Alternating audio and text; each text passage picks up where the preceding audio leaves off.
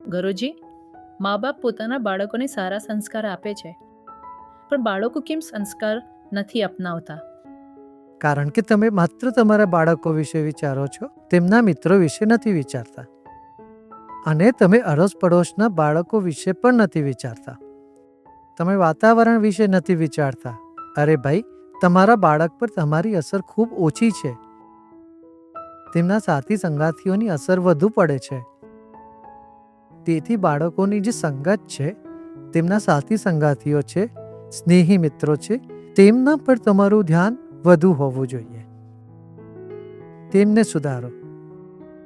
તેમની આસપાસ કેટલા હોય છે? માંડ 10-15 બાળકો હોય છે. એમ જોવા જાય તો તમારા બાળકોના 4-5 થી વધુ મિત્રો નથી હોતા.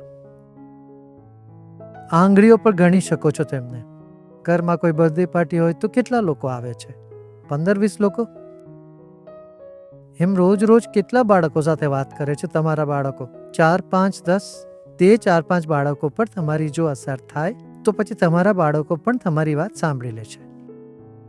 કલ્પના કરો, બધા વાલીઓ મળીને પોતાના બધા બાળકો પર એક સારી અસર પેદા કરવા માટે તેમને એવો માહોલ આપે, એવું વાતાવરણ નિર્મિત કરી આપે.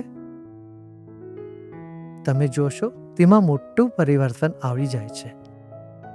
બધી બુરાઈઓથી બાળકોને બચાવી શકો છો. નશાખોરી અને ગાળાગાળી કરવી, આ બધી વસ્તુઓથી બાળકોને બચાવી શકીએ છીએ. તમારે ધ્યાનથી બાળકોને જોવા પડશે, ધ્યાન આપવું પડશે. ધ્યાનથી જુઓ કઈ કઈ વાતો કરે છે, કેવી વાતો કરે છે. તેમની ભાષામાં ગાળાગાળી છે અને તમે નથી કરતા, બાળકો કરે છે, તો સંગતથી આ વાત આવી છે. તો માતા પિતાએ તરત જ બોલવું જોઈએ, અરે આવા શબ્દો ફરીથી તારા મોંમાંથી નહીં આવવા જોઈએ. તો પહેલાથી જ આપણે વાણીને ઠીક કરીએ બાળકોની, તો પછી વ્યવહાર પણ ઠીક થાય છે. આપણે છોડી દઈએ છીએ, જે બોલે છે બોલવા દઈએ છીએ. બાળકોની વાણીમાં એવી ખરાબી નીકળે, એવી ગાળો નીકળે છે, તો પછી તે કૃત્યમાં આવવામાં કોઈ વાર નથી લાગતી. તેથી બાળકોની વાણીની શુદ્ધતા પર જોર આપો. માતા પિતા અને શિક્ષકોની ધાક ધમકીથી બાળકોની જિજ્ઞાસા મરી જાય છે. તેમને અનુશાસિત કેવી રીતે કરીએ જેથી જિજ્ઞાસા જળવાઈ રહે? બાળકોને મોટા કરવા એ એક રીતે કલા છે, અનોખી કળા. સાવ ઢીલો મૂકી રહેશો તો પણ નહીં ચાલે, અને દંડો લઈને પાછળ પડી રહેશો તો પણ તમારું કામ નથી થવાનું. સિતારનો, ગિટારનો તાર જો ખૂબ ટાઈટ થઈ જાય તો સંગીત નથી નીકળતું, અને એકદમ ઢીલો હશે તો પણ સૂર નહીં નીકળે. મધ્યમ માર્ગ પકડીને ચાલવું પડશે. અમીર ઘરના બાળકોને લોકો એમ જ છોડી દે છે, છૂટ આપી દે છે. પછી બાળકો મોટા થઈને મા બાપને ગાળો આપે છે. કહે છે, તમે લોકોએ અમને પહેલા આ બાબતે સજગ કેમ ન કર્યા? તમે અમને કેમ આ વિશે શિક્ષણ ન આપ્યું? સજા કેમ ના આપી અમને? ત્યારે માતા પિતાને સમજાતું નથી તે હું શું કરે? ખૂબ દુઃખી થઈ જાય છે. તેથી જ કહું છું, આ એક કલા છે, અને આ કલાને હાંસલ કરવી હોય, પ્રાપ્ત કરવી હોય તો ધ્યાન કરવું ખૂબ આવશ્યક છે. રોજ માતા પિતાએ ધ્યાન કરવું જોઈએ. ત્યારે તમારી અંદર યુક્તિઓ સૂઝશે. ત્યારે શું કરવું, આ વાતો તમારા મનમાં આપોઆપ ઉપજશે.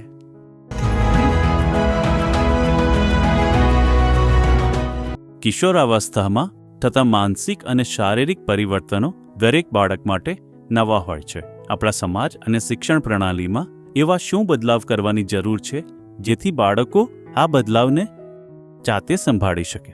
અત્યારે નવી જે નીતિ આવી છે, શિક્ષણ નીતિ, એ સારી છે, ઘણી સારી છે. તે આપણને આપણા મૂળ સાથે જોડે છે, આપણા સંસ્કાર સાથે, સંસ્કૃતિ સાથે જોડવાનો એક પ્રયત્ન છે. એ પણ ધ્યાન રાખવું જોઈએ. આપણે જે નૈતિક મૂલ્યો છે, નૈતિકતાને જે રીતે રજૂ કરીએ છીએ તેને ખૂબ ગંભીર કરીને રજૂ કરવાની જરૂર નથી. કારણ કે બાળકો આટલી ગંભીરતા પસંદ નથી કરતા, જેમાં થોડો હાસ્યરસ હોય, મનને જે લલચાવનારી વસ્તુ હોય, તેમની જે લોકપ્રિયતા હોય તેના પણ પર ધ્યાન આપવું જોઈએ. પ્રિય લાગે, સારા લાગે બાળકોને તે બધી વસ્તુઓ યુવા પેઢી અવશ્ય અપનાવશે. યસ પ્લસ પ્રોગ્રામ વગેરે હોય છે તો તે જ જ્ઞાન ધ્યાન છે જે તેમની ભાષામાં ઢાળેલું છે, તો તેમને એકલો આનંદ આવવા લાગે છે, તેમાં રસ આવવા લાગે છે, તેમના વ્યક્તિત્વમાં એટલું મોટું પરિવર્તન આવે છે, વિકાસ થાય છે. એકવાર ધ્યાનનો ચસ્કો એમને લાગી જાય, બાકી બધા નશાવશા બધું છૂટી જાય છે. આપણે ત્યાં જુઓ કેટલા યુવાઓ બેઠા છે, બધા યુવાનો જ છે. જુઓ તો 70-80% યુવાનો જ છે, અને બાકી પણ જે છે તે મનથી યુવાન જ છે. બાળકોની પોતાની દુનિયા હોય છે. બાળકોની દુનિયામાં તે લોકો જીવનને ખૂબ ગંભીરતાથી નથી લેતા. પોતાનામાં મસ્ત રહે છે, ભાગે છે, દોડે છે, પડે છે, ઉઠે છે, ખાય છે, પીએ છે, મોજ કરે છે, રડે હસે છે, બધું કરતા રહે છે. તેમને પોતાની દુનિયા બોજ જેવી નથી લાગતી. જીવનને એક રમત તરીકે લે છે. દુનિયામાં શું થઈ રહ્યું છે, ક્યાં શું થઈ રહ્યું છે તેના વિશે તેમને જરા પણ ભાન નથી, ખબર પણ નથી હોતી. ખબર હોય પણ છે તો પણ એની સાથે કાંઈ લેવા દેવા નથી હોતા. એ જ રીતે તે જીવન જીવે છે. એવી જ રીતે જ્ઞાની પણ, એક મુક્ત અને જ્ઞાની બધું જુએ છે, બધું સાંભળે છે, બધાની સાથે રહે છે, છતાં પણ ભારે નથી લાગતો. જીવન કોઈ બોજ જેવું નથી લાગતું. જે જ્ઞાની નથી, બાળકો પણ નથી, જે વચ્ચે છે તે બધા પરેશાન રહે છે. કોણે મને શું કહ્યું, શું થયું, તેનું મન કેવું, તેનું મગજ કેવું છે, આમાં ફસાઈ ફસાઈને દુઃખી થઈ જાય છે. અહીં જાગો, જાગીને જુઓ, બધું સ્વપ્ન છે, બધું માયા છે, મિથ્યા છે. જગત જ્યાં સુધી મિથ્યા નથી લાગતું ત્યાં સુધી પરમાત્માની અનુભૂતિ નથી થતી, અને પરમાત્મા સત્ય લાગે તો જગત મિથ્યા થવાનું જ છે. મિથ્યા એટલે શું? કંઈ મહત્વ નથી લાગતું. મોજા જેમ ઉઠે, નીકળી જાય. મોજા કેટલી વાર માટે ઉઠે છે? થોડી વાર માટે. અને મોજા તેજ પાણીના છે, કોઈ અલગ વસ્તુ તો છે જ નહીં. એમ એક જ સત્તા છે, એક જ બ્રહ્માએ જાત જાતની રમત રચી છે. ક્યાંક દુશ્મન તરીકે, ક્યાંક મિત્ર તરીકે, ક્યાંક જાણકાર, ક્યાંક અજાણ્યા તરીકે. જાત જાતના રંગ રૂપ, નામ રૂપનું જગત છે. આ બધું એક રમત છે.